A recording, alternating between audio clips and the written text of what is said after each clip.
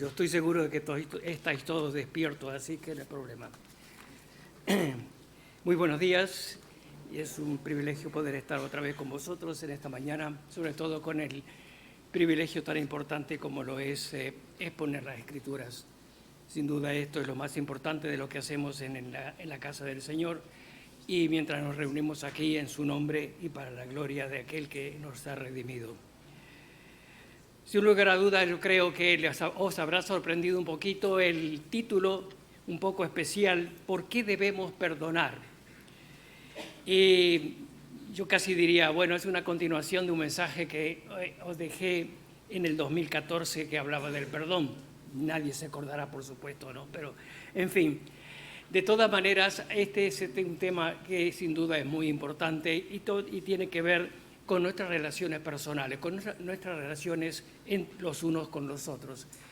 Y tal vez alguno diga, bueno, para mí esto no me afecta, o sea, no se sienta aludido. Bueno, está bien, perfecto, no hay ningún problema. Tal vez otros digan, bueno, esto me ayuda en mis relaciones personales y eso está bien. Tal vez otros puedan pensar que a lo mejor en el futuro se encuentran en una situación un poco complicada y entonces también ayuda. No olvidemos que la palabra de Dios siempre es la ayuda que nosotros necesitamos en nuestro diario andar como cristianos, sea ahora o sea después, pero siempre será una tremenda ayuda en nuestras relaciones personales. El perdón es uno de los temas más importantes en las Escrituras y fundamental para la Iglesia del Señor, por una razón muy importante. La Iglesia del Señor, y cuando digo la Iglesia del Señor no me refiero al edificio que se llama Iglesia Ebenezer, sino al grupo de redimidos, de salvados, de lavados con la sangre del Cordero de Dios, aquellos que hemos creído en Cristo como nuestro Salvador, aquellos que hemos pasado de muerte a vida. La Iglesia del Señor, de la cual formamos parte, somos un grupo que venimos de distintas procedencias, culturas, idiomas, que arrastramos problemas psicológicos complejos, heridas, que hemos crecido en distintos hogares, algunos desmembrados, otros no, algunos súper, otros más o menos, que venimos con un trasfondo, que arrastramos un tremendo trasfondo muy distinto uno de los otros. Y vuelvo a decirlo, la Iglesia del Señor es el entorno o el ambiente donde hay más choques de personalidades, de carácter, de ofensas, malos entendidos, heridas y un largo etcétera. ¿Estáis de acuerdo conmigo? Sí. Con la edad me estoy quedando un poco sordo porque el amén que he oído fue 2 o 3 apenas. Sí. Muy bien, ahora sí. Yo pensaba que con la edad me estoy quedando un poco más sordo, pero no, creo que todos entendéis lo que os quiero compartir. En el 2014 nos llegó a la librería un libro de la autora Anne Loth Graham, hija de Billy Graham, bien conocido. El título del libro era muy llamativo, me llamó la atención cuando lo tuve en mis manos, porque el título se salía un poco de lo que eran los títulos normales de los libros que están expuestos para la venta, libros cristianos. Estoy hablando siempre de libros cristianos. Y el libro tenía como título lo siguiente: Heridos por la gente de Dios. ¿Verdad que es sorprendente el título? Heridos por la gente de Dios. Y la autora hacía un examen de su vida y descubrí la triste verdad de que las heridas más dolorosas las he recibido de personas piadosas, consagradas, muy creyentes, tremendamente involucrados en la obra del Señor y en las distintas actividades de la Iglesia, que formaban parte de Dios, del pueblo de Dios, que había aprendido ella, la autora, a amar y en quienes confiaba. Esas personas fueron las que le produjeron las heridas más profundas en su vida. Personas cuyas palabras y conductas eran incompatibles con lo que decían creer. Un autor cristiano dijo, usando una ilustración, la iglesia es un cuadrilátero. ¿Sabéis lo que es? Un ring. La iglesia es un cuadrilátero donde todos en algún momento hemos ofendido, herido, molestado o dañado a alguien. Habría que decir otra vez amén. Por eso es importante para la vida de una iglesia, de una congregación, para nosotros, saber y tratar el tema del perdón. No estoy diciendo que tengamos problemas aquí en la iglesia, tal vez sí, tal vez no estoy diciéndolo, pero de todas maneras es un tema que debemos tratar. ¿Por qué? Porque las ofensas siempre las tendremos presentes, siempre estarán allí. ¿Por qué? Porque somos una congregación de gente con una cantidad de problemas personales que muchas veces no sabemos trabajar con ellos, sobrellevarlos, superarlos y sobre todo no sabemos muchas veces cómo nos tratamos los unos a los otros. Por eso el perdón es fundamental para la unidad del cuerpo de Cristo, y la falta del perdón destruye relaciones, destruye familias, destruye congregaciones, destruye iglesias. ¿Por qué debemos perdonar? En primer lugar, porque Dios, el Señor, nuestro Dios, es un Dios perdonador. Primera razón, porque Dios es un Dios perdonador. En el libro de Éxodo nos habla acerca de la experiencia del pueblo de Israel. La Biblia nos habla de que el pueblo estaba esclavizado, conocemos bien la historia. Dios se presentó delante de Moisés y le dio un mensaje: dile a Faraón, deja ir a mi pueblo para que me adore. Bueno, sabemos toda la historia y sabemos cómo de forma milagrosa Dios obró para que el pueblo fuera liberado y comenzara a caminar por el desierto. Unos días después, unas semanas después, llegaron al pie del monte Sinaí y allí Dios llamó a Moisés a que subiera a la montaña. Y allí Moisés recibió la ley. Entre otras cosas, una de las más importantes, los 10 mandamientos, y comienza diciendo: yo soy tu Dios que te saqué de la tierra de Egipto. Pero mientras tanto el pueblo estaba allí al pie de la montaña, Moisés estaba arriba, y pasaban los días y pasaban las semanas y ni señales de Moisés. Y entonces el pueblo le dice a Aarón: no sabemos qué pasa con Moisés, ha desaparecido, si no ha aparecido otra vez, no ha regresado. Han pasado unos cuantos días ya, 40 días fue en total el tiempo que estuvo afuera. Y entonces le dicen: haznos dioses para que vayan delante de nosotros. Y entonces la Biblia nos dice en el libro de Éxodo, el capítulo 32, que juntaron todas las joyas, juntaron todos los materiales apropiados y se construyeron un becerro. Y la primera cosa que dijeron fue: Israel, estos son los dioses que te sacaron de la tierra de Egipto. Qué tremendo, ¿verdad? Qué tremendo. Dios estaba tan enfadado que le dijo a Moisés, ¿recuerdan lo que había dicho al principio cuando llamó a Moisés y le dijo: deja ir a mi pueblo para que te sirva? Dijo Dios: deja ir a mi pueblo. Pero estaba hasta aquí y le dijo a Moisés: tu pueblo que tú sacaste de la tierra de Egipto se ha echado a perder. Bajaré y lo destruiré completamente. Eso fue lo que dijo Dios. Pero Moisés dice aquí en el capítulo 32 de Éxodo, el versículo 10 dice: déjame que me encienda mi ira contra ellos y los consuma. Pero Moisés en el versículo 11 dice: ¿por qué se encenderá tu furor contra tu pueblo? Señor, es tu pueblo, no es el mío, es tu pueblo. Y entonces comienza ese, cambio de palabras con Dios, para que Dios entonces, en base precisamente a su misericordia, no destruya al pueblo que había salvado.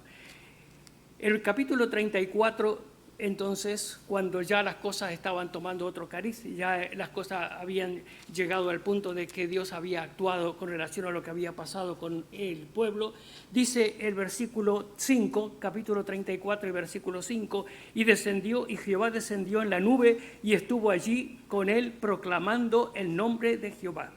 Y pasando el Señor por delante de él, proclamó: el Señor, fuerte misericordioso y piadoso, tardo para la ira y grande en misericordia y verdad, que guarda la misericordia a millares, que perdona la iniquidad, la rebelión y el pecado, y que de ningún modo tendrá por inocente al malvado. Dios proclamó, reveló, mostró lo que era uno de los grandes atributos de Dios. Dios es misericordioso y Dios es un Dios perdonador. Ese es nuestro Dios. Ese es precisamente nuestro Dios. El perdón es parte fundamental de la gracia divina y la manifestación de la misericordia y la compasión de Dios está revelado de una manera tremenda precisamente en esta situación tan especial, tan fundamental, en la que Dios había determinado destruir completamente al pueblo, pero su misericordia y su perdón fue más grande que lo que Él pretendía hacer. El Salmo 130, versículos 3 y 4, dice 130, 3 y 4, Señor, si mirares a los pecados, ¿quién, oh Señor, podrá mantenerse? Pero en ti hay perdón para que seas reverenciado. Isaías 1:18 dice, venid luego y estemos a cuenta.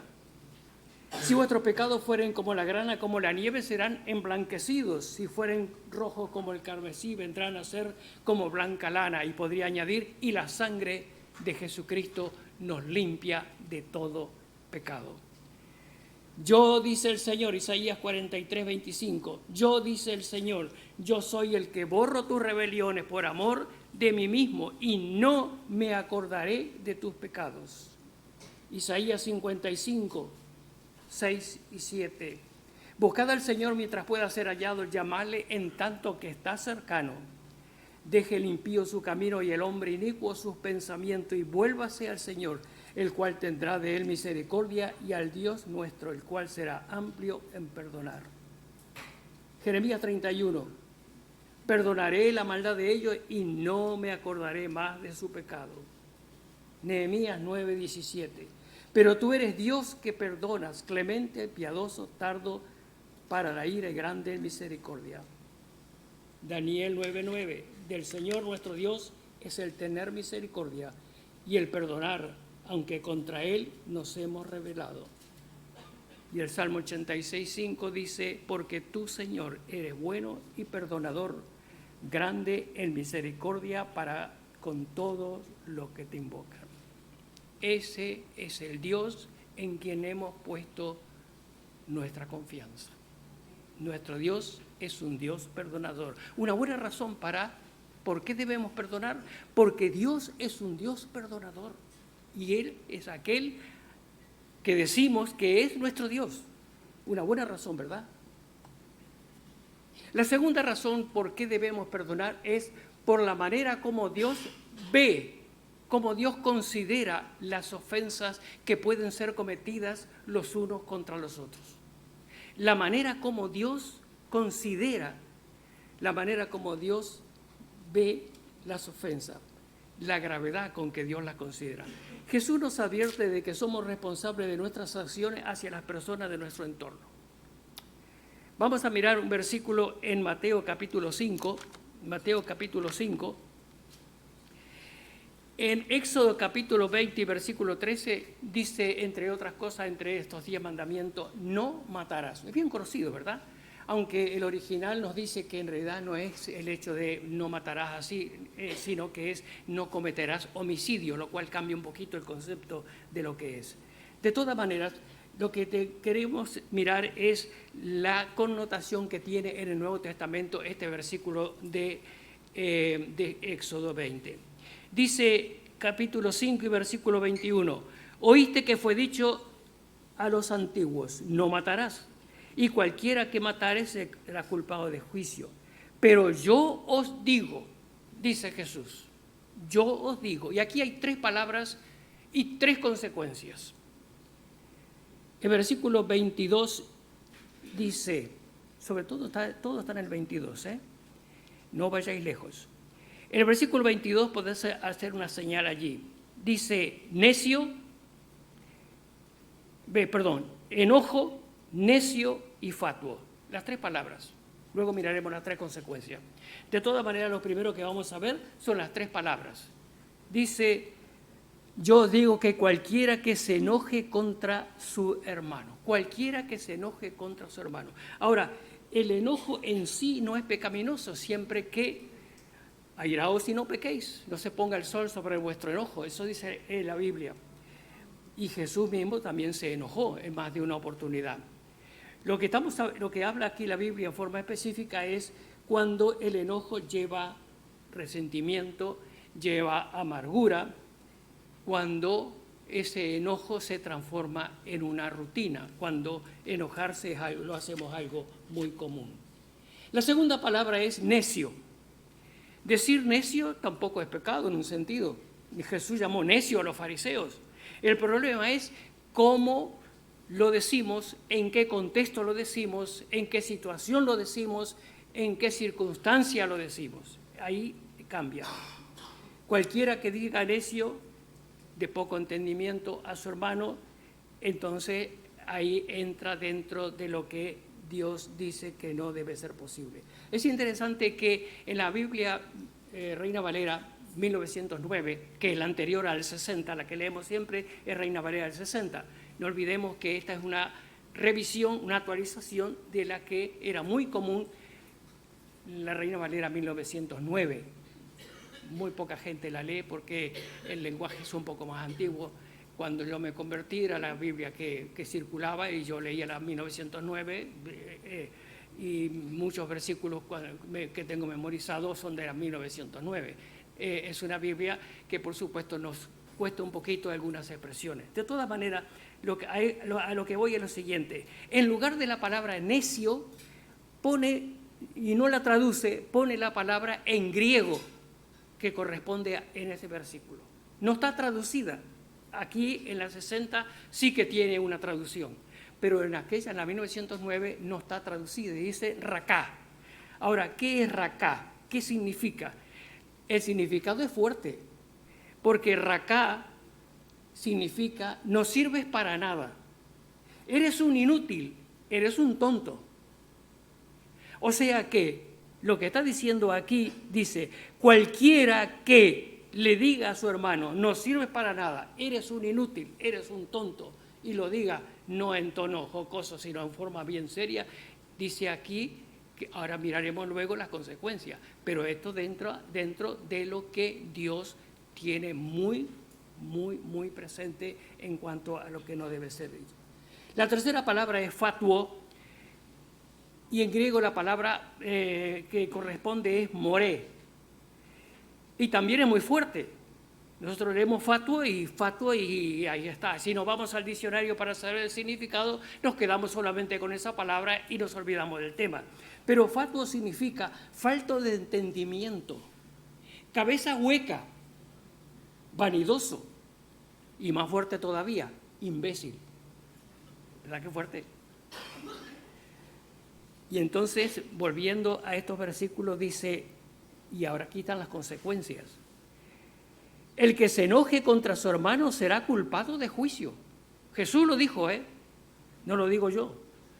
El que le dice necio será culpado del concilio. El que le dice fatuo quedará expuesto al infierno de fuego. 3 consecuencias muy fuertes. Y eso nos habla acerca de cómo considera Dios las ofensas. ¿Cómo considera Dios? ¿Qué es el concepto que tiene Dios de las cosas que podemos decir a otra persona? Tal vez la última nos suena un poco fuerte porque dice será expuesto al infierno de fuego, pero debemos entender qué es lo que implica esta afirmación. En 1 Juan capítulo 3 y versículo 14 dice, nosotros sabemos que hemos pasado de muerte a vida en que amamos a los hermanos. Nosotros sabemos que somos creyentes, que hemos pasado de muerte a vida, que hemos sido redimidos, que hemos sido salvados, que nos llamamos creyentes, en que amamos a los hermanos. El que no ama a su hermano permanece en muerte. Eso dice 1 Juan. Podéis leerlo luego. Entonces, ¿qué es lo que quiere decir cuando habla de que está expuesto? Lo que está diciendo es no que la persona va a perder la salvación, sino que si no amamos a los hermanos, está faltando el amor fraternal que demuestra, que manifiesta, que nos muestra que somos realmente hijos de Dios. Y entonces, si no hay amor fraternal, lo dice Dios, es para decir, uy, ¿será creyente o no será? ¿Será redimido? ¿Será salvado? ¿Habrá pasado de muerte a vida? ¿Sí o no? ¿Por qué? Porque está haciendo algo que no debería hacer. Y no solamente eso, dice también en 1 Juan, todo aquel que aborrece a su hermano es homicida. ¿Por qué? ¿Por qué quiere decir con esto? Porque quita la honra, quita la moral de la otra persona, quita la reputación de la otra persona cuando ofende, y eso es prácticamente casi como quitar la vida. Eso es el concepto de Dios, eso es como Dios mira lo que son las ofensas, lo que son las heridas que podemos causar, eso son la amargura que podemos tener hacia otra persona. El Señor dice en forma bien clara, el Señor es tardo para la ira y grande en poder, y no tendrá por inocente al culpable. En Lucas capítulo 17 y versículo 1 al 4 nos habla acerca de aquellos que pudieran causar tropiezo, aquellos que pudieran, tal vez con su palabra, con su conducta, desanimar, entristecer, hacer tropezar a otra persona. Y le dice, si alguien hace eso con alguno de los pequeños, es mejor que se ate una rueda, una piedra de molino. En Lucas lo dice un poco suave, por así decirlo, porque dice solamente una piedra de molino nada más.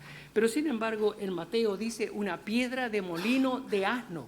Había dos clases de piedra de molino, la que se usaba para moler el grano y eso. La que era la piedra de molino normal, por así decirlo, que pesaba más o menos 250 kilos y la movían personas, a veces esclavos o a veces, en fin, siempre una persona. Pero la otra pesaba más o menos 1.500 kilos y por supuesto no podía moverla una persona, así que la movía un asno. Entonces dice, si alguien hace tropezar a uno de estos pequeñitos, dice el Señor, es mejor que se ate una de esas piedritas y se tire al mar, al fondo del mar, dice todavía la Escritura. Y eso nos dice de cuán serio es Dios en cuanto a las ofensas. Recordamos la parábola de los dos deudores. Uno fue perdonado de una gran deuda, pero luego se volvió hacia el otro consiervo y lo mandó a la cárcel porque no fue capaz de demostrar lo que había recibido, demostrar la misericordia de la que había sido objeto. No mostró la misericordia que había recibido por parte del Señor. Esa es una de las grandes razones de por qué debemos perdonar. Tercer lugar, porque hemos sido perdonados por el Señor. Cualquier personaje bíblico del Antiguo Testamento nos puede hablar acerca de los ríos de sangre que corrían por la cantidad enorme de sacrificios que debía hacer en el transcurso de su vida por causa de su pecado. Cada vez que pecaba, cada vez que hacía algo, cada vez, no importa si era pequeño o grande, debía sacrificar un animal. Pero aquello era una y otra vez, continuamente. Era una esclavitud increíble. ¿Quién podrá decir, yo he limpiado mi corazón, dice el salmista en el Antiguo Testamento? Porque no se podía llegar a esa experiencia. Sin embargo, en el Nuevo Testamento, en un momento determinado, en el libro de Juan, cuando Juan el Bautista estaba bautizando ahí en el Jordán, se acerca el Señor y entonces Juan, señalando a aquel que venía, dice, he aquí el Cordero de Dios. El Cordero. Los judíos sabían muy bien cuando decía el Cordero a qué se refería, porque ellos habían sacrificado cientos y miles de corderos para cubrir el pecado. Pero dice Juan el Bautista, he aquí el Cordero de Dios que quita el pecado del mundo. En 1 Juan capítulo 1, versículo 9, si confesamos nuestros pecados, Él es fiel y justo para perdonar nuestros pecados. El salmista, por amor a tu nombre, oh Señor, perdonarás también mi pecado, que es grande. ¿Verdad que sí? Muy grande. En algunos casos, muy grande. 1 Juan 2:12, vuestros pecados han sido perdonados por su nombre. Apocalipsis 1:5, al que nos amó y nos lavó de nuestros pecados en su sangre. Salmo 103:12, cuán lejos está el oriente del occidente. Hizo alejar de nosotros nuestras rebeliones, nuestras ofensas, nuestros malos entendidos, nuestras mentiras, nuestras actitudes, nuestros enojos. Salmo 103 también, bendice alma mía al Señor y no olvides ninguno de sus beneficios. Él es quien perdona todas tus iniquidades, el que sana todas tus dolencias. Hemos sido perdonados, una buena razón para tener un espíritu perdonador. No importa cuánto nos han ofendido, no importa cuánto nos han herido, no importa cuánto nos han dañado, porque nunca, nunca alcanzaremos el nivel que teníamos antes de ser perdonados. Nunca será tan grande como la gran ofensa que nosotros hicimos a nuestro Dios. Nunca será tan grande y hemos sido perdonados. Nunca será una deuda tan grande como la que teníamos con el Dios único y verdadero, que nos amó y nos lavó de nuestros pecados en su sangre. Es inconsistente decir que hemos sido perdonados por el Señor y no estar dispuestos a perdonar. ¿Por qué nos dice que debemos perdonar? Porque Dios dice que debemos perdonar. Dios nos dice a nosotros que debemos perdonar. Normalmente cuando leemos la Biblia y miramos el Antiguo Testamento decimos, uy, Dios daba hacha, no pasaba por alto absolutamente nada. Preferimos el Nuevo Testamento porque Jesús mostró su amor, su misericordia, su mansedumbre, nos llena, su paciencia nos colma. Él nos entiende en nuestra flaqueza, en nuestros errores, en nuestras debilidades, en nuestras relaciones personales. ¿Cómo no va a considerar que en un momento determinado hice algo que no debía hacer? Pero debemos recordar una cosa, que en nuestra relación con Dios no hay diferencia de pecados y pecaditos. No hay pecados mortales ni pecados veniales, no. Es pecado y punto. Y Dios considera a todo en el mismo nivel, absolutamente todo. La vida cristiana no es para ser vivida como nosotros querramos. Normalmente algunas denominaciones que tienen un punto de vista distinto de algunas verdades de la Biblia en lo que tiene que ver con nosotros como iglesia que nos llamamos bautistas. Dice, bueno, los bautistas son de aquellos de que salvo una vez para siempre y luego a vivir como quieren. No es cierto. No es verdad. No es verdad, absolutamente no. Porque la Biblia nos responsabiliza en cuanto a nuestra manera de vivir. Somos salvos y debemos precisamente vivir como verdaderos cristianos redimidos por la sangre de Cristo. Y esa manera de vivir se debe manifestar precisamente, entre otras cosas, entre otras muchas cosas, en un espíritu perdonador hacia aquellos que nos rodean. Colosenses 3:13. En Colosenses 3:13 dice, vestíos como escogidos de Dios, santos y amados de entrañable misericordia, de benignidad, de humildad, de mansedumbre y de paciencia. Y miren lo que dice luego, soportándoos unos a otros y perdonándoos unos a otros, si alguno tuviere queja contra otro. Miren otra vez esta última parte. Soportándoos unos a otros y perdonando unos a otros, si alguno tuviere queja contra otro. Yo creo que este es uno de los versículos más importantes que deberíamos tenerlos siempre, siempre presente, porque tendremos una y mil situaciones distintas. Nos encontraremos en una y mil situaciones distintas en nuestro andar como cristianos. Y debemos recordar precisamente lo que Dios espera que sea nuestra respuesta. Efesios 4, 29 al 32 dice: sed benignos unos con otros, misericordiosos, perdonándoos unos a otros, como Dios también os perdonó a vosotros en Cristo. Perdonándoos como Dios os perdonó. Y Mateo, el Padre Nuestro bien conocido por todos nosotros, una de sus partes dice: perdónanos nuestras deudas como también nosotros perdonamos a nuestros deudores. Hay algo que debemos tener siempre presente en este aspecto, y es de que tenemos un mundo que nos rodea y que mira el andar de aquellos que decimos que somos cristianos. Para mí, uno de los ejemplos más hermosos de la Biblia es cuando en un momento determinado hubo un problema entre los pastores de Abraham y los pastores de Lot.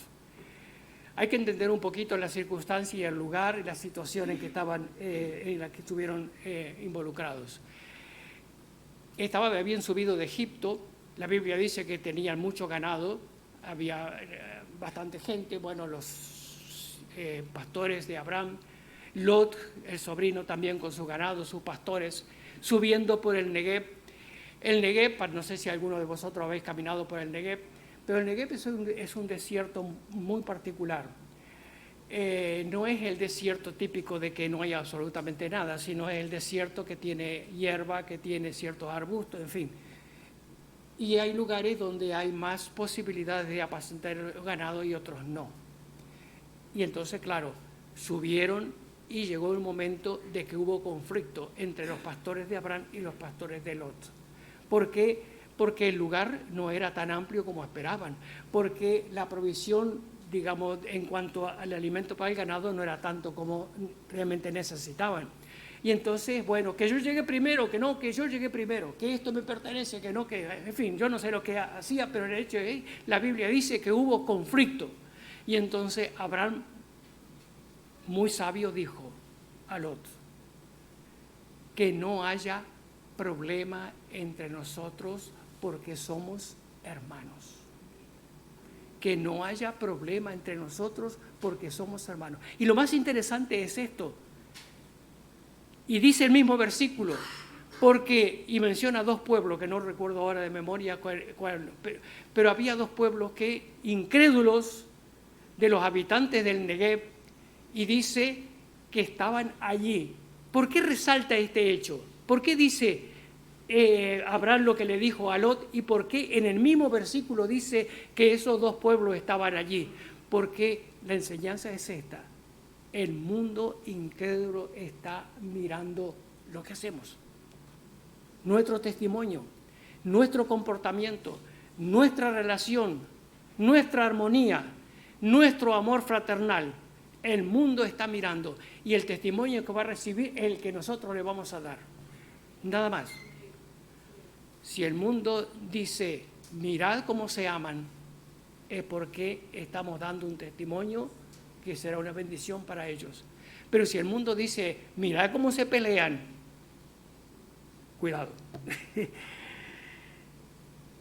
Para mí es uno de los pasajes más hermosos en lo que tiene que ver con la relación fraternal.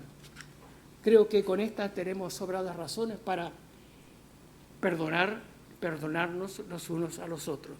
Pero si queremos tener un par de cositas más, voy a mencionarlo solamente brevemente porque ya estamos terminando.